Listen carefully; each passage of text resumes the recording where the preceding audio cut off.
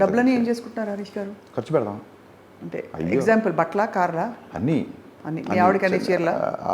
దాన్ని ఏమంటారు, కొంత నా మీద డిపెండ్ అయ్యే పీపుల్ కొంతమంది ఉన్నారు, వాళ్ళ బాధ్యతలు. అండ్ డబ్బు ఖర్చు పెట్టడం కాకుండా దానివల్ల ఏం చేయొచ్చని చెప్పండి మీరు? ఏమి చేయలేదు, అంతే, ఖర్చే పెట్టాలి, అంతే, ఇంకేం చేయలేరు. దాచుకోరైతే అంటే సేవింగ్స్ ఇది అలాంటి ఫిలాసఫీ ఏం లేదు. అంటే ఇప్పుడు మీరు నెలకి సిప్పులు ఎంత వేస్తున్నారు, ఫిక్స్డ్ డిపాజిట్ బ్యాంకులో ఉందంటే మీరు కాదండి. అంటే వాట్ ఈస్ యువర్ యాటిట్యూడ్? కాదు what is your attitude to money and you know all this fame and all this success? అని నా దృష్టిలో మనీ ఏంటంటే అనుకున్న పని చేయడానికి మనీ ఉపయోగపడుతుంది. ఇప్పుడు నా ఫ్రెండ్ ఉంటాడు కిట్టు మిరియాల, అనుకున్న పని చేయడానికి ఆయన మనీ ఉపయోగపడుతుంది అంతేనా? కాదు, అది ఒక రకంగా నేను ఇప్పుడు వాడు యూఎస్లో ఉంటాడు, నేను నెక్స్ట్ మంత్ ఒక 15 days ఖాళీ ఉన్నాను, 1 week ఖాళీ ఉన్నానంటే వాడిని రీచ్ అయిపోయాను అనుకోండి. నేను ఆ మీటింగ్ అది ఒక 1 hour అవ్వచ్చు, ఆ మీటింగ్కి కనుక నేను నా డబ్బు ద్వారా రీచ్ అవ్వగలిగితే that is the purpose of the money.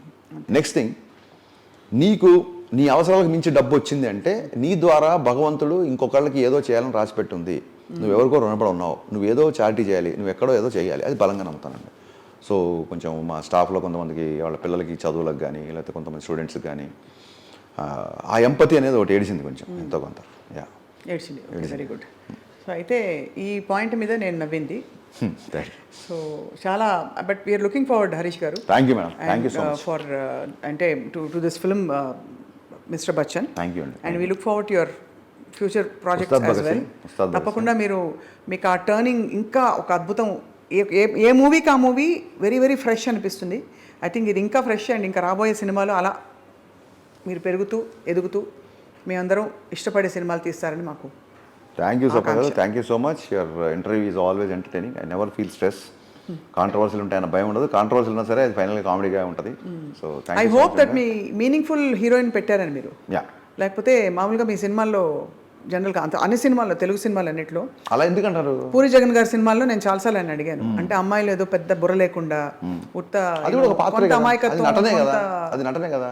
నేను గబ్బర్ సింగ్ పాత్రలండి ఏంటి, హీరో మాత్రం సర్వాంతర్యామి, అన్ని ఏదంటే అది చేసేయచ్చు, నిజాయితీ అన్ని సర్వగుణాలు ఆయనలోనే ఉంటాయి.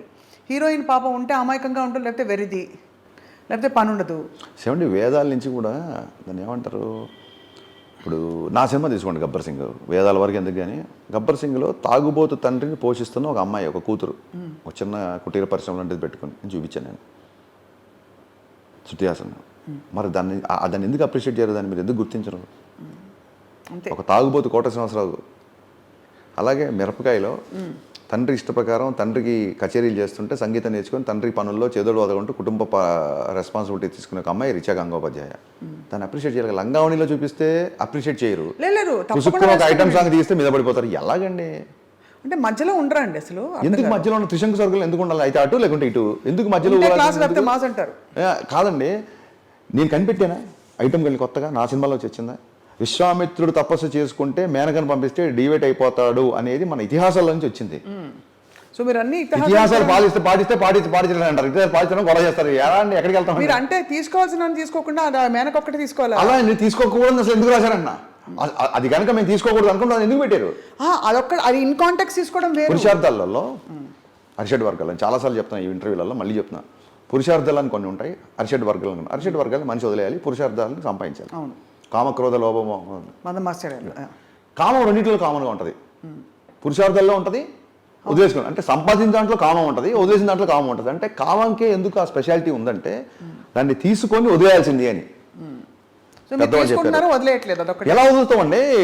కెరీర్తో ముడిపడి ఉంటాను, ఆ విధంగా ముందుకు పోతున్నారు, ఆ విధంగా ముందుకు పోతున్నాం. కాదు అంటే నేను అనేది ఫీమేల్ క్యారెక్టర్స్ని మీనింగ్ఫుల్గా చూపించండి, కొంచెం వాళ్ళకి ఏమైనా పని ఇవ్వండి. ఊరికే అమాయకంగా లేకపోతే అమ్మాయి ఏదో పైన నుంచి బిందు తీయడం చూసినప్పుడు ఇలా కెమెరా యాంగిల్ పెట్టి అందం మాత్రం చూపించే సీన్లు వదిలేసి రియల్ పర్సన్ అంటున్నావు. ప్రకృతి స్త్రీ అందంగా ఉంటుందని కవులు పండితులు నేనేమంటే బచ్చాకంటే ప్రకృతి మగాళ్ళు అందంగా ఉంటారని రాశారా?